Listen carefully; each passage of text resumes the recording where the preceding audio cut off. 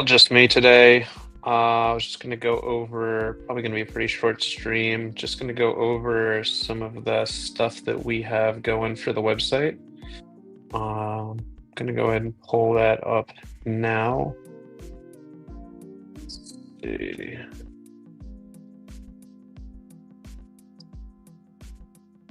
Yep. And I think it's this one. All right, so this is what we have coming up for the website.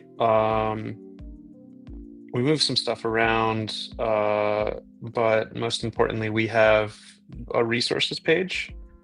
And Nikita's still cooking on this, but the idea is to highlight some of the work that the community is doing with or sort of extending on top of NativeWind. So if you have anything that you want to showcase here, you are, feel free to reach out on Twitter or Discord or whatever, and we'll figure out a way to get it on here. You can also keep up to date with all the different state of NativeWinds. You have all the component kits here, and we'll sort of progressively be adding more stuff here over time. Then I also recently revisited the dark mode guide, and I wanted to take an opportunity to walk through that because I think people come to this from different perspectives. I also think the way that it currently functions is not very good. Something that I would like to spend more time on in the near future.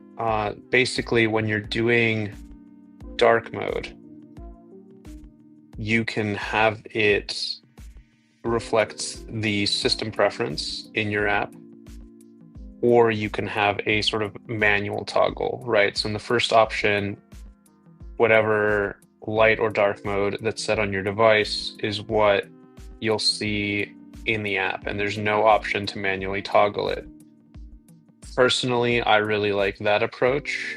And if you want to do that, it's pretty straightforward. We really just largely link to the Expo documentation, which includes like an Expo snack, little example. You can run it on a simulator on your own device, and you can see it's very responsive. It works really well.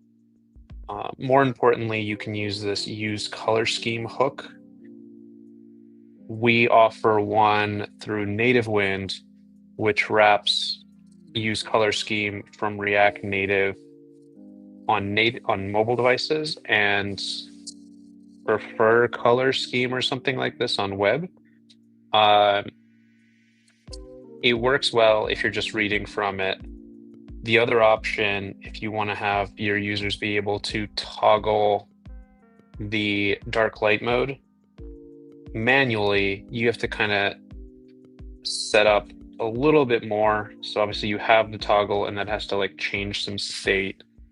I've added an example here, and thanks to, I think it's Tomino or Thomino, it provided this really nice toggle. So we have a little link to a full implementation example there that you can take a look at. But for just a basic example, you can see here that we have the toggle.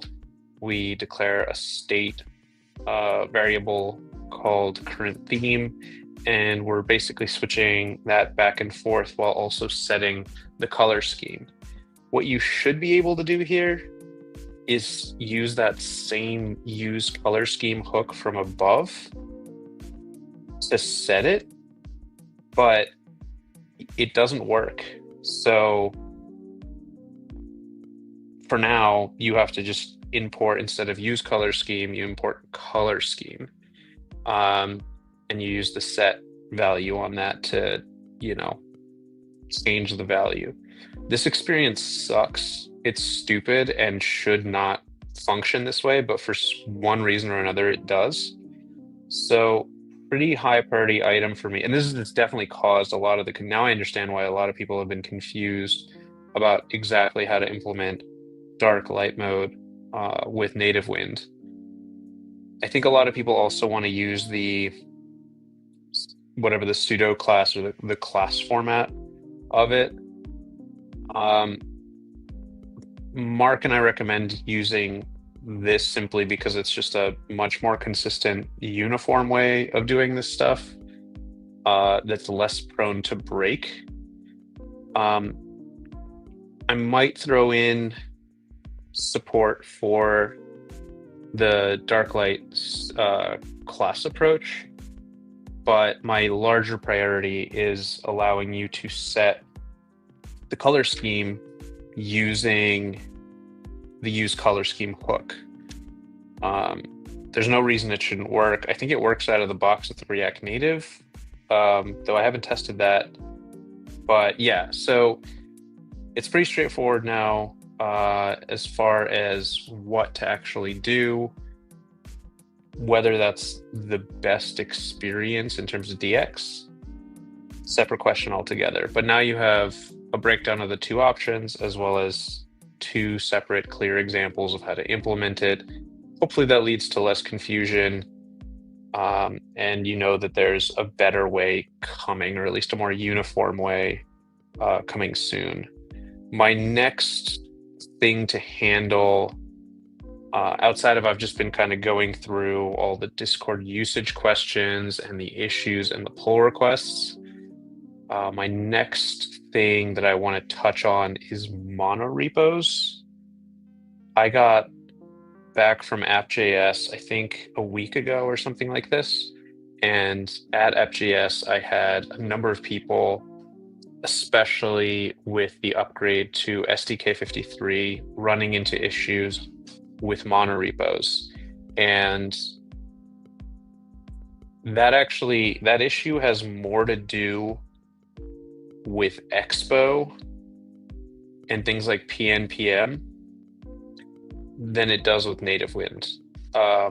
And so still having a guide that highlights how to best handle that is going to be useful. From a survey I took earlier, I realized that a lot of people use T3 Turbo, Theo's whatever template for monorepos. And even Cedric from Expo recommended that people use that over his template, which I think was the second most utilized thing.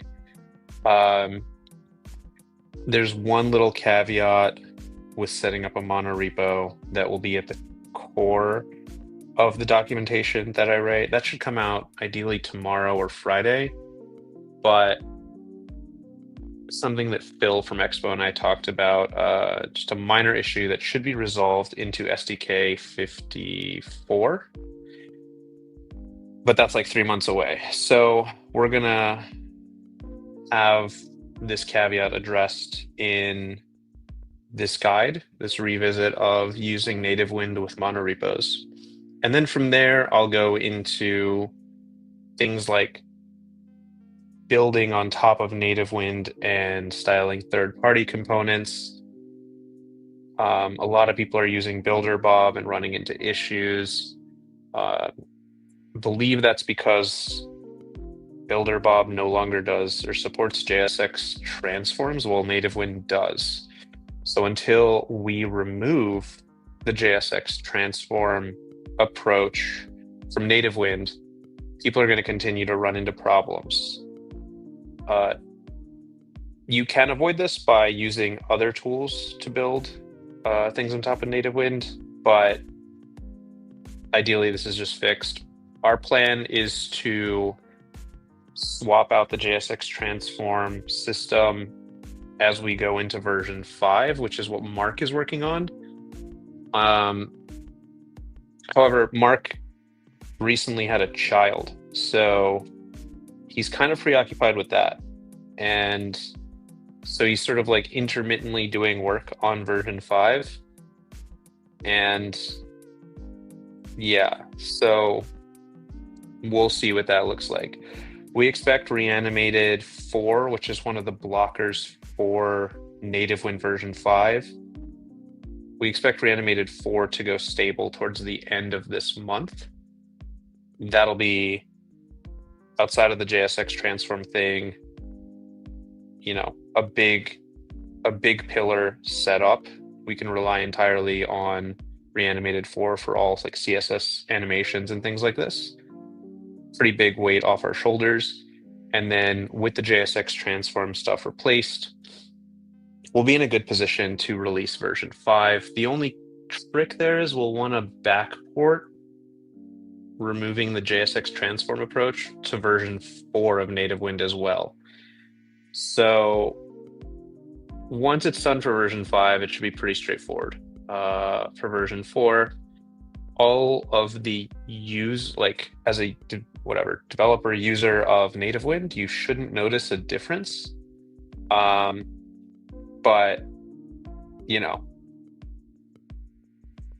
we'll keep you posted on that front. My goal also is to have a pull request open inside of the next week for version 5 and the progress we make towards releasing it. And that way people can kind of keep tabs on it. We moved away from providing timelines for this stuff, but hopefully through like pull requests and stuff like that, it'll become self-evident as we're getting closer to shipping the whatever, in this case, the version 5 of NativeWind. What else? Yeah, it was really nice to see people were really jazzed about the new website at App.js.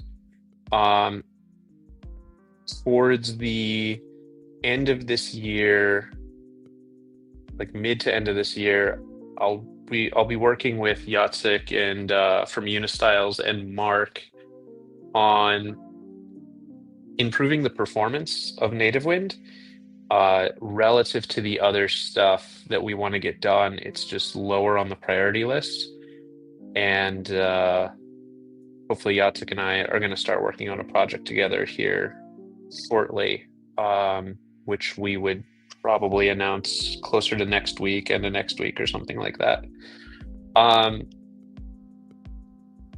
Yeah, so that's largely what's going on in the space of NativeWind.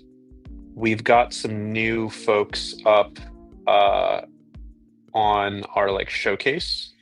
If you're using NativeWind and you're interested in being on the landing page on our showcase section, you can of course DM me, but realistically all you have to do is just open a PR against the website. It's open source. Yeah, at this point I've removed all references to the website in the actual NativeWind core repo, and I'm removing all the example apps in favor of stuff just pointing to usage of either Create Expo app or rn-new. Yeah, I made one more change actually to the installation docs today, thanks to one of the folks who pointed this out in the issues. It bumped the reanimated version to 3.17.4. The latest version is 18, so this won't install 3.18, but I just want to test that before updating here, but I know 3.17.4 works. I've also introduced this second line that adds Tailwind and the Prettier plugin as dev dependencies. So those aren't needed as actual dependencies. We just didn't have anything, and this would all just be installed under dependencies, which is unnecessary. So now it does this. I've gone through this setup. Everything is fine. Added some additional clarification where necessary. Yeah, so this is all starting to shape up. The idea is to try to get through one of these guides, pages, whatever you want to call them, every day or every other day. And the goal is to cover these three sections: getting started, guides, and core concepts, before I add a LLM.text or just start working on ways for the LLMs to love using NativeWind. A lot of LLMs already suggest using NativeWind, like right out the box when you start asking to build a React Native app. But I'd really like it to be suggesting the right stuff. And I think that we're not equipping LLMs properly to be telling you exactly what to do. So that's going to be a pretty big focus going into the next couple weeks. NativeWind UI also getting a bit of a facelift with on the landing page with some of our component previews. We'll be adding testimonials and any companies that are using NativeWind UI. So if you're using NativeWind UI again and you want to have your company featured on our landing page, also feel free to reach out, ideally with a link to your website or something. And yeah, we'll be releasing a companion app as well for NativeWind UI, which will allow you to view the components and the templates right in your hand alongside the documentation. So you'll scan like a QR code and you'll have the app and you can actually feel what it's like to use that, both for the free and the paid components. I've gotten the question of whether we plan to support Apple's new liquid glass design for NativeWind UI, and the answer is predominantly out of the box, like it's just going to support it, because a lot of the components we just hook into are, they're like using the native stuff. So if you're on iOS 26, then it's going to show that. Any of the gaps in between, the goal is yes, so that we would fill that in. We're already digging into that a bunch and trying to, get to the exact look and feel of it. The issue is that, this stuff is going to hit the market in like 3 months. And we don't know what React Native libraries don't exist yet. Like for all we know, there's going to be a liquid glass view component that is released, and that might serve as a wrapper around like children. And that'll just do a lot of the work for you or whatever. For if you're trying to design your own custom views, it's going to be something that we're going to have to watch over time, play around with, and see kind of what is released from our end, from other agencies, just from folks in the community, in terms of how to best support this. But the plan is, yes, to keep it, up to date with the latest iOS. Gil here, who I know recently purchased NativeWind UI. Thank you, Gil. Hope I'm pronouncing that correctly. Might be a bit early to ask, but any idea when NativeWind UI will be getting the upgrade? Yeah, so it's just going to be over the next 3 months. You'll start to see it basically as soon as you upgrade to the latest iOS. You will open some of this stuff and it, a bunch of it should just be there out of the box. A great example of this is like the bottom tab. If you were to download the beta right now and install NativeWind UI in your project, then yeah. So you're just going to see it right away. And yeah, so what I'd really like to do is get the Figmas together, as well as update some of our components to be Material 3. It's just tricky because some of the stuff for Material 3, like React Native, doesn't really do a great job of covering. And none of the team, no one on the team really wants to create Material 3 using NativeWind. Yeah, so we'll see about that, but we'll get as close as we can. We'll go from there. That's what we have on the NativeWind UI front. Again, I have another product coming through. That'll be more info, letting people in off the wait list, starting next week. and I think it's be a really fun one. I'm pretty excited about the dynamic. It's another one of these opportunities to take something that's really challenging for folks and make it really intuitive and simple.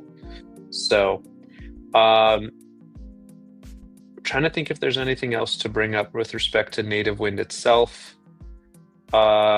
Definitely keep the issues coming. Definitely keep the pull requests coming. As a reminder, because I removed the website from the core package, if you have any documentation you're wanting to update or any aspect of the website, just make sure to open that up as a separate, a pull request or an issue on the actual website repository, which is just, github.com/nativewind/website. If you actually want to make changes to NativeWind itself, that's going to be at just, what it has been, NativeWind/nativewind. Yeah, I also would like to, in the coming weeks, revisit the basically like the doctor, the NativeWind doctor that checks for your installation, making sure it's correct. I think that's I've seen some PRs around it. I know it's a little bit out of date, and I'd like to make sure that it's doing its job. And if it isn't, then I kind of want to turn it off because 90% of the issues people run into with NativeWind is poor configuration. Yeah. So, like I said, Monorepo will be the next guide, followed by things like styling third-party components, custom themes, custom fonts. There's been a discussion also about how to migrate from Tamagui. I'm going to kind of leave that one up to the community because it feels like there's a lot of vectors to it and it's very project dependent.